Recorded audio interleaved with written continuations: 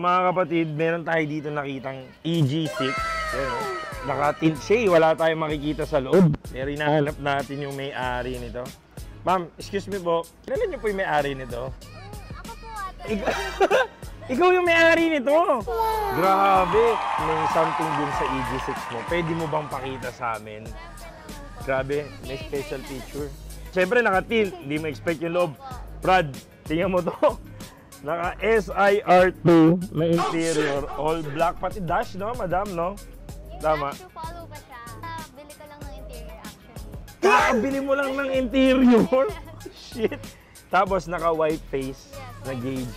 Ano, naka-white face siya na gauge. Tapos full EG interior, black yan, Brad. Naka-ano siya, naka-tint, no, madam, hindi halata. Hindi po halata. Ang question, ma'am, bakit EG na hatchback? Actually, nung first time ko makita ng EG, parang na-love at first sight talaga ako. Every first time, one day magkaka-EG rin ako. Oh, minanifest mo siya. Tapos ito, it's an ongoing project para sa'yo. Project po siya, and daily ka rin po siya. Daily mo siya? Yes. Bira tayo makita ng daily, lady-driven daily car, EG. Kasi yung iba, madam, gusto na nun mga modelo eh. Opo. So what made you fell in love sa 90s siguro na kotse tulad ng EG hatch? For me, yung EG sobrang unique niya. Hindi mo siya makikita everyday.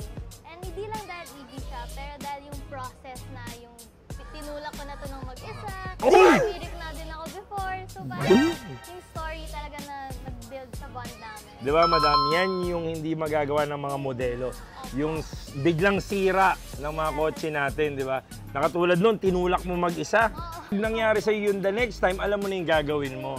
Di ba? Tsaka ang hirap na babae ka, tapos nagtutulak ka mag-isa ng kotse mo, di ba? Opo. And madam, ito medyo curious ako, ano yung engine natin? Pwede ba natin i-pop the hood?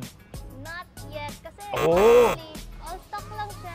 Okay. All stock lang. So as of now, hindi pa na natin pwede makita yung engine bay niya. Pero madam, again, maraming salamat po for letting us feature your EG6 SIR2. Brad, ang hirap maghanap niyan. Ma'am, may Facebook ka ba para ma-follow nila yung build process natin? Kumi XXP and then IG _MIU. Yun, maraming salamat. So ma'am, ito a little walk around sa kanyang EG. Grabe. And gusto ko to, madam, ha? Save the manual. Di ba? Manong Chuck, shoutout sa'yo. Save the manuals kami. Automatic na lang kaya niya i-drive. Again, the EG6, lady-driven. Ma'am, thank you so much. Maraming salamat. Shuboy, let's go!